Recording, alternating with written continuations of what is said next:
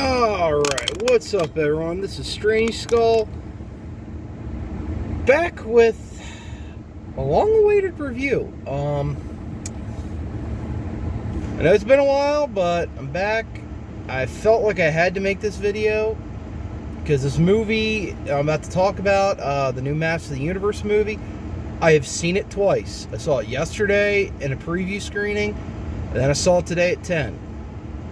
I feel like this movie is getting unfairly lambasted by a bunch of pussies. I'll just put it that way. A bunch of fucking 40-year-old, 50-year-old pussies. Let's just say that. First things first, I do a non-spoiler, and I'll let you guys know when I'm going to spoil the movie. So I'll just give you my quick review here. Basically, the plot of the movie starts off with Adam. He's telling his story. When he's a kid, he's in Eternia, he's in the palace, and Skeletor attacks. Him and his evil warriors start beating everyone's ass, and Adam gets sent to Earth to get away from Skeletor, but also to get the power sword away. And of course, when he gets sent to Earth, him and the power sword get separated, and he has to be on Earth, pretty much being like a crazy guy, because he tells everyone he's from another planet. Everyone thinks he's crazy. And then, of course, he finally finds the power sword. Once he makes contact with it, Beastman shows up, and Teela shows up to bring him back to Eternia. He gets back to Eternia, becomes He-Man, and fights Skeletor. I gotta say, I had my reservations about the movie, because just like everyone else, seeing the trailers, hearing about all toxic masculinity, blah, blah, blah, all the SJW talking points. But this is a really good movie. It's fun. It's not preachy, like, there are no girl power moments. Everyone worried about Teela, because, oh my god, she's wearing pants, and holy shit, she's going to be a girl boss. She's not a girl boss. She's just how she was like in the 2000X cartoon. She's like a tomboy. She's tough as nails, but she's not a guy. They didn't write Teela as a dude. Because the one thing I will spoil, they do have a little will they won't they with Teela and Adam, which was always in the show, but they really go for it in this, and they tease it. That's all I'll say. Before anything else, I'll say in the spoiler section, but this movie is really good. Is it the greatest movie ever? No, this isn't it's not the 89 Batman movie. This isn't the first Spider-Man movie with Tobey Maguire, or this ain't Captain America. But this is a good movie. It's the type of movie that I think we need right now. Dumb fun. With all the shit going on and everyone's personal lives and just how the world is, we need this movie just to be dumb fun, that we could go forget our fucking problems and just watch dudes in a fairy tale like fantasy using fucking ray guns and medieval swords beating the shit out of each other. I can't remember the dude's name who plays He-Man, but the dude did a good job. I was worried about him, but he pulls off being He-Man and Adam pretty good. Idris Elba's pretty damn good as Man-at-Arms. Granted, I wish they would have got somebody who actually looked like Man-at-Arms, but you know what? Idris Elba did a good job. And the chick playing Teela, I thought she was fine. And the biggest surprise out of this, for me, was Jared Leto as Skeletor. When I heard that, I was just like, I was deflated. Like, god damn it, another Jared Leto bullshit. But I don't know if he just did the voice or if he was like in a heavy prosthetics to make him look buff, but his portrayal of Skeletor is pretty damn good. Frank Langella is still better from the 87 movie, but I will say the Jared Leto portrayal of Skeletor is a pretty good amalgamation of like the Filmation cartoon and more of the new 52 style Skeletor from the DC Comics run. He's menacing, but then he does like the typical overdramatic crescendo type stuff that the Filmation Skeletor do, where he just like go on like these long-winded speeches and then cackle, and that's pretty damn good. Other than that, like the effects in it were good. The thing is, you know, a lot of people were worried that they were going to be on Earth for a long period of time. Now, Earth, it's like boom, boom, boom, like goes by. Maybe we're on Earth for like 15 minutes, maybe, and then the rest of the movie we're on Eternia, and he doesn't go back to Earth. He stays in Eternia, and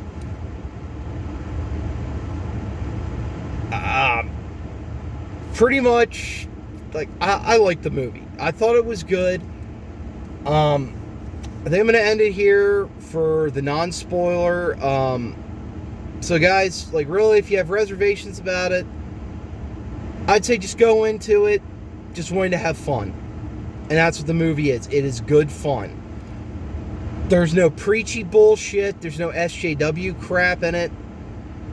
And in my opinion, they make fun of the SJW crap in the Earth section. Now, I'm going to go into spoilers. If you don't want to be spoiled, end the video here. 3, 2, 1. Alright, we're in spoiler territory. Pretty much this movie, like, I'll start with the negatives of it. The negatives, I would say, is they do make fun of the lore. But it does get a little annoying because, like, Adam names everyone how we know him. Ram Man, Fisto, Trapjaw. And everyone's like, what? That's not their names, but we never get their real names. So, you know. And the other thing I would say is a negative that's really pissing all the 50-year-old He-Man fans is the fact that everyone knows he's He-Man. There's no Clark Kent Superman. Everyone knows Adam is He-Man, and they don't really call him He-Man until the end. And Adam's the one that names himself He-Man. Everyone else, it's like he's the champion of Grayskull. That kind of irked me for a little bit, but at this point, I'm like, Hollywood writers, they can't write the dual identity crap. They can't do it. So I'm just like, I'm over it.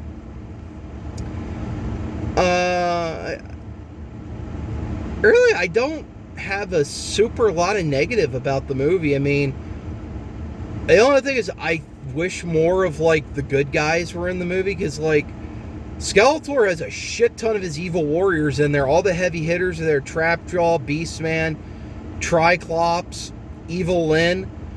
And they throw in, like, concept toys that never got made, like Goatman is in there. They got Spikor, and then they brought a Krag in from the 87 movie. They bring him in the movie. Yeah, it's like, I would have liked to have had, like, Stratos in the movie, or Buzz-Off, or Manny-Faces, just to kind of give the good guys a little bit more of a balance, but Ram Man and Fisto don't get a whole lot of dialogue, but they're good. I mean, as soon as you see them, you know who they are. You know, it's not like you're guessing, like, who the hell is this? It's like, as soon as you see them, you know who they are.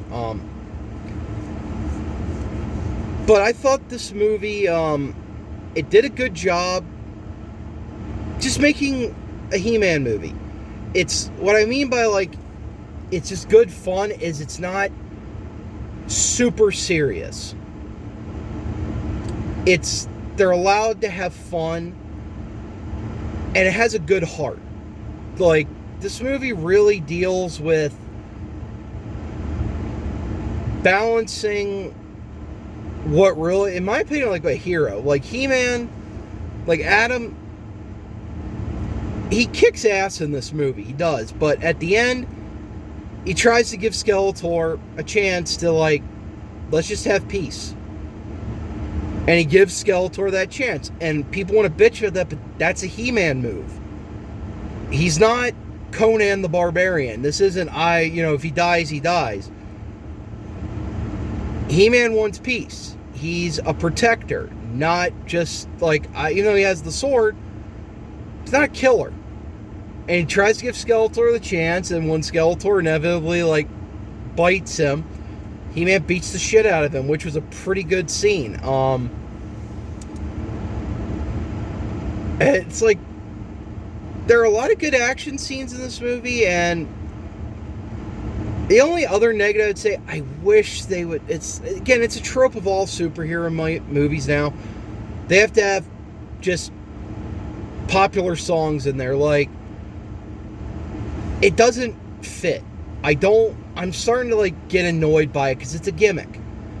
I wish this would have just had a power metal score, which some of it does, because Brian May from Queen does the guitar riffs in this movie, which I found out during the credits, but it's pretty cool, and it's awesome hearing those 80s synthesized guitars in this movie.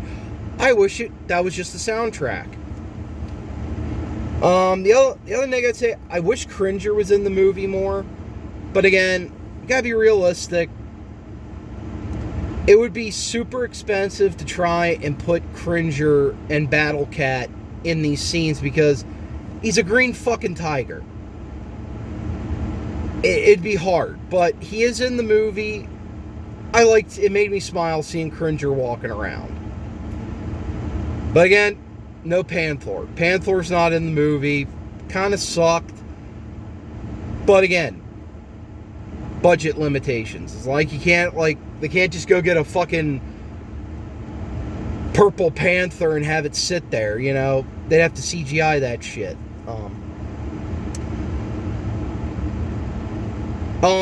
Again, since this is the spoiler section, at the very end, there's like 2 credit scenes. One, Orko shows up. And he does like a Filmation style, what did we learn today? It made me smile each time. Even though I knew it was coming, it made me smile. And then the credits roll for a little bit, and then we get another teaser. And you see Adam riding off, on Battle Cat. And Queen Marlena and Man-Arms are talking. She's like, I nearly lost hope for both of them. And Duncan goes, well, maybe she'll come back too. Cut to see swirling clouds, lightning coming down, and you see a sword. Camera pulls back, there's the fright zone, and there she is standing there, and a guy comes up and goes, Force Captain Adora? No. Not anymore. And right there she stands, looking like she jumped right out of the cartoon, fucking She-Ra. And they had the sword of protection. It looked like the new power sword, but it still had the blue jewel in the center. So if this movie gets a sequel, She-Ra's going to be in it, and we're probably getting Hordak. That's about all I wanted to talk about the movie. And this is where I will say I will go on my little bit of a rant. This has been triggered by a certain individual on a channel that's way bigger than mine, but that I've watched for a while. Midnight's Edge. Both Tom and Andre reviewed this movie and tore it to shreds. Mostly Tom tore it to shreds and went into a fit of man-baby rage, in my opinion. And everyone, the one thing you need to watch with He-Man is everyone has like this, the original concept for He-Man, the toy line, it was supposed to be Conan the Barbarian for the Arnold Schwarzenegger movie. But that was a rated R movie, and they really couldn't justify to anyone making toys based on a movie kids couldn't see back then. So then they had to go back to the drawing board. And yes, it is concept Conan meets Star Wars. But that was the concept. And the actual practice, it did get goofy. And I'm sorry.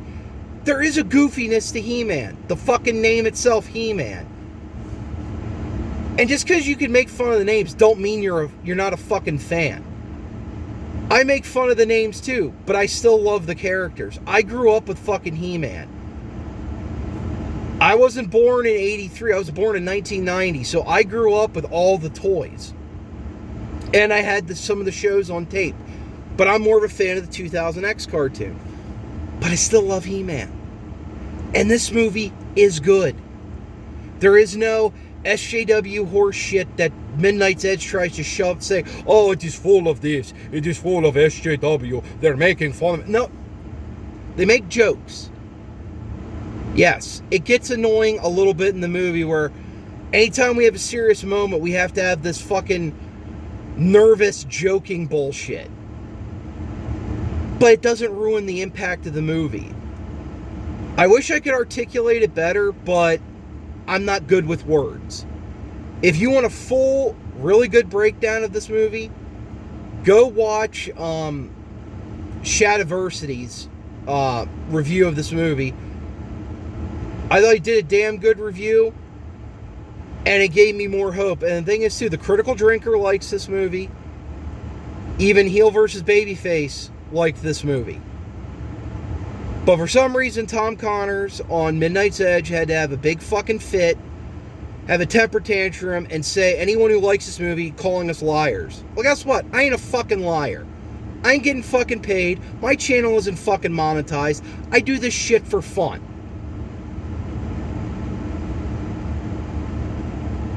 You know, I work a real job. YouTube is just a hobby. Unlike some individuals that make their living off of this and then want to bitch and moan when their channel gets demonetized, they play copyrighted shit. Well, what do you expect, Midnight's Edge? That's what happens. Anyway, I wanted to get it out of my system because I feel like guys like him are so damaged from fighting this culture war that they have stared into the abyss too long of the SJW rainbow pool that now it's looking back at them and we can't tell the difference. But also, I think the other problem is they have this notion that, oh, He-Man's supposed to be Conan the Barbarian. No. No, he's not. And they want to talk about the lore. Well, which lore do you want? The toy concept? The Filmation fucking lore? The mini comics? The DC Comics run? The Gold Book run? There are a shit ton of different lores of He-Man. This isn't like Spider-Man where it's one continuity. This isn't like Batman where it's one continuity. He-Man has had multiple different continuities. And they tried to do it with the Mattel Classics line. And it pissed a lot of fans off too because they just tried to amalgamate everything. And even then, Master of the Universe fans don't agree on shit. So anyway, I'm rambling, but I'm going to end this here with the new Master of the Universe movie. I'm going to give it an 8 out of 10. Fair, that's more fair. I usually just do one rating of 1 through 5, but I think this deserves a 1 through 10. I'm going to give this an 8. It's fun. And again, I don't know, maybe I'm full of shit, but I needed this. I had a shit fucking week. I almost lost my mom. And this movie put a fucking smile on my face.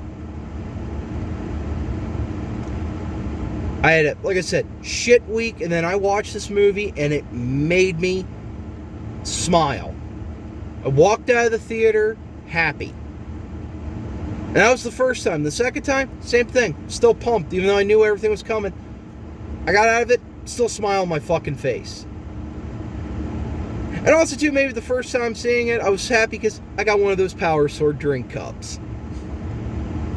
Well, anyway, I'm the Strange Skull. Let me know what you guys think down in the comments. If you think I'm full of shit, let me know. Anyway, I'm signing off here, and good journey.